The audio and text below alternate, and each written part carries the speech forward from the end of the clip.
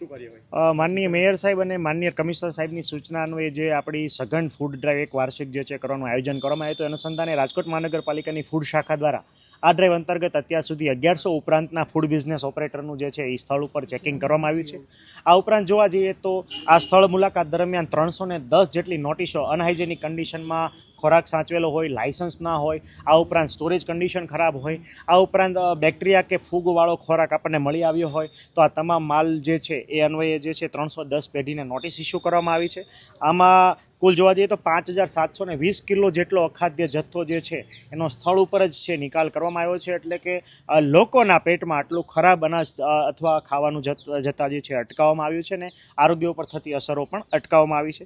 સાથે સાથે જોવા જઈએ તો ગઈકાલ સુધીમાં કુલ 28 જેટલા ફૂડ બિઝનેસ ઓપરેટર જે છે એ સીલ કરવામાં આવ્યા છે. આમાં ચીઝ, પનીર, બટરના જે કારખાના ઉપરાંત અમુક રેસ્ટોરન્ટ અને ખાસ કરીને હોટેલ્સ પણ આમાં સમાવિષ્ટ થાય છે.